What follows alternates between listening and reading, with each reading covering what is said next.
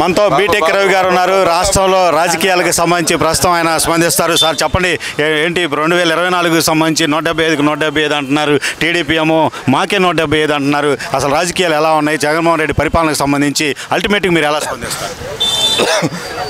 జగన్మోహన్ రెడ్డి 175కు ఆ తర్వాత మేమేమంటున్నామంటే వైనాట్ పులివెందులు అంటున్నాం. పులివెందులు గెలిచే కదా 175. ఏమీ లేదు, ఆయన పని అయిపోయింది. ఈరోజు జాయినింగ్స్ చూడండి ఎంతమంది అంటే మీరు ఊహించని వ్యక్తులు. ఆయన ఈ మధ్యనే ఆయన ఎమ్మెల్సీగా చేసిన వ్యక్తులు శ్రీరామచంద్రయ్య లాంటి సీనియర్ నాయకులు కూడా జగన్మోహన్ రెడ్డి అంటే వేస్ట్ అని చెప్పేసి వస్తున్నారు. ఆయన పని అయిపోయింది.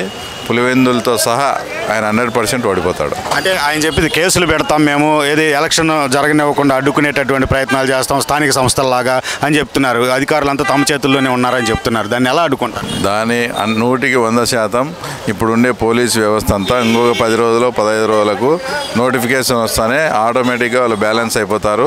ఎవరైనా కరడుగట్టిన జగన్మోహన్ రెడ్డి వాళ్ళు ఉంటే మేము ఎలక్షన్ కమిషన్ దృష్టికి తీసుకుపోయి వాళ్ళని ఎన్నికల విధుల నుంచి కూడా బహిష్కరించేట్టు, ఎన్నికల విధులు లేకుండా కూడా మా ప్లానింగ్ అంతా మాకుంది. ఎలక్షన్ ఎట్లా చేసుకోవాలా, చంద్రబాబు నాయుడు ఇప్పటికి ఎన్ని ఎలక్షన్స్ ఫేస్ చేసినాడు, ఎలక్షన్స్ ఎట్లా చేసుకోవాలా, ఎట్లా అతన్ని అడ్డుకట్ట వేయాలని రాష్ట్ర ప్రజలకు ఏం పెద్ద గొప్ప వ్యక్తి ఏమో కానీ మా పులివెందులకు మేము చిన్నప్పటి నుంచి చూస్తున్నాం. అంత సీన్ ఏం లేదు. ఈజీగా ఎలక్షన్ చేసుకుంటాం, అతన్ని ఇంటికి పంపిస్తాం. ఎలక్షన్ అయిపోయినాక జైలుకు పోవడం కూడా ఖాయం. సార్ ప్రస్తుతం డబ్బులు ఇస్తున్నాం మేము ఇంటింటికి, అవే గెలిపిస్తాయి మమ్మల్ని అంటున్నారు. డబ్బులతోనే డెవలప్మెంట్ లేకుండా డబ్బుతోనే అవుతుంది ఆ విజయం. తెలంగాణలో కేసీఆర్ వచ్చే సంక్షేమ పథకాలు ఇవ్వలేదా? అక్కడ డెవలప్మెంట్ చేయలేదా? ఇక్కడన్నా డెవలప్మెంట్ లేదు. అక్కడ డెవలప్మెంట్తో పాటు సంక్షేమ పథకాలు ఇచ్చాడు. ఏమైంది?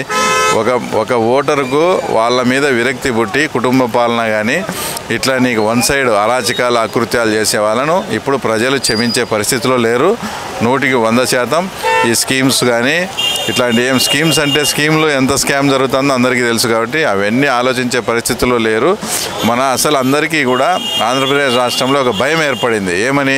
మళ్ళీ జగన్మోహన్ రెడ్డి వస్తే ఈ రాష్ట్రం ఉంటుందా లేదా అని ఆ భయం అనేది ఆవరించింది కాబట్టి ఓటేసే పరిస్థితి లేదు. వచ్చింది. అల్టిమేట్గా చూస్తే కనుక ఏదైతే రాష్ట్రంలో జగన్మోహన్ రెడ్డికి సంబంధించి ప్రస్తుతం ఏదైతే రాష్ట్రంలో ఉన్నటువంటి పరిస్థితులకు సంబంధించి చూస్తే కనుక ఇక్కడ ఉన్నటువంటి అందరూ కూడా జగన్మోహన్ రెడ్డికి సంబంధించి వ్యతిరేకత భావం వ్యక్తం చేస్తున్నటువంటి పరిస్థితి ఉంది. బీటెక్ రవి గారు కావచ్చు, ఇతరులంతా కూడా ముక్త కంఠంతో ఖండిస్తున్నటువంటి పరిస్థితి ఉంది. జగన్మోహన్ రెడ్డి వైనాట్ 175.